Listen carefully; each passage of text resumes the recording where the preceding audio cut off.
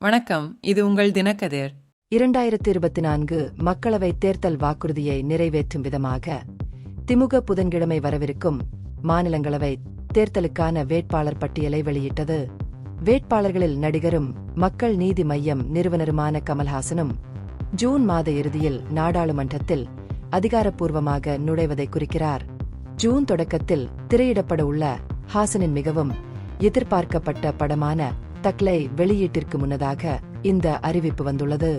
முன்னர் செய்தி வெளியிட்டபடி மதிமுக தலைவர் வைகோவை விட கமல்ஹாசன் தேர்ந்தெடுக்கப்பட்டுள்ளார். அவரது மாநிலங்களவை பதவிக்காலம் முடிவடைகிறது. இந்த முடிவு வைகோவின் நாடாளுமன்ற பதவிக்காலத்தை திறம்பட முடிவுக்கு கொண்டு வருகிறது. இருப்பினும் மதிமுக திமுக தலைமையிலான கூட்டணியில் உள்ளது. தற்போதைய திமுக எம்பிக்கள் எம் அப்துல்லா மற்றும் எம் சண்முகம் ஆகியோருக்கும் இரண்டாவது முறையாக பதவி வழங்கப்படவில்லை. அதே நேரத்தில் மூத்த வழக்கறிஞர் பி வில்சன் மற்றொரு பதவிக்காலத்திற்கு தக்கவைக்கப்பட்டார். ஒரு ஆச்சரியமான நடவடிக்கையாக திமுக பிரபல பெண்ணிய கவிஞரும் எழுத்தாளருமான ஏ ரொக்கையா மாலிக்கை பரிந்துரைத்துள்ளது. அவர் சல்மா என்ற புனைப்பெயரால் நன்கு அறியப்படுகிறார். அவரது வேட்புமனு குறிப்பாக இலக்கிய மற்றும் சிறுபான்மை சமூகங்களிலிருந்து பரந்த பிரதிநிதித்துவத்திற்கான கட்சியின் உந்துதலை பிரதிபலிக்கிறது. முஸ்லிம் சமூகத்தைச் சேர்ந்த சல்மா 2006ஆம் ஆண்டு தமிழ்நாடு சட்டமன்ற தேர்தலில் மருங்காபுரி தொகுதியில் போட்டியிட்டார். இது பின்னர் மணப்பாறை தொகுதியாக மாறியது. சேலத்தைச் சேர்ந்த கட்சியின் மூத்த நிர்வாகியும் முன்னாள் எம்எல்ஏவுமான எஸ்.ஆர். சிவலிங்கம் திமுகவின் மற்றொரு வேட்பாளர். அரசியல் ரீதியாக மூலோபாய முக்கியத்துவம் வாய்ந்த மாவட்டமான சேலத்திலிருந்து முக்கிய பங்கு வழங்கப்படாத ஒரே பெரிய திமுக தலைவராக அவர் இருந்ததால் அவரது வேட்புமனு குறிப்பிடத்தக்கது. சேலம் அதிமுக தலைவரும் எதிர்க்கட்சித் தலைவருமான எடப்பாடி கே. பழனிசாமியின் கோட்டையாகவும் உள்ளது.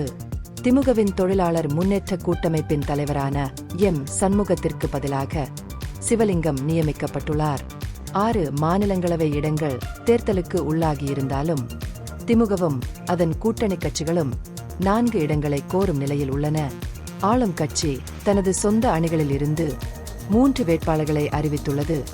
4வது இடம் எம்என்எம்க்கு ஒதுக்கப்பட்டுள்ளது.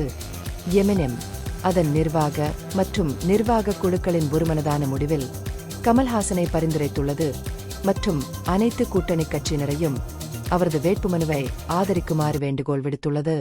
இதற்கிடையில் மூத்த தலைவர் வைகோ இரண்டாவது முறையாக மாநிலங்களவை பதவிக்கு புறக்கணிக்கப்பட்ட போதிலும் திமுகவுடனான கூட்டணியை மதிமுக தொடரும் என்று அதன் திருச்சி எம்.பி.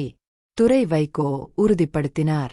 எம் அப்துல்லா தீவிர மாநில அரசியலுக்கு திரும்ப திட்டமிட்டுள்ளதாகவும் திமுகவின் உள் முடிவுகளுக்கு உட்பட்டு புதுக்கோட்டை மாவட்டத்தில் ஒரு எம்எல்ஏ பதவிக்கு போட்டியிடக்கூடும் என்றும் கூறப்படுகிறது.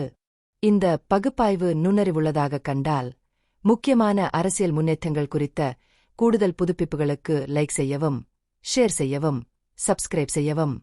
இது உங்கள் தினக்கதிர். நன்றி.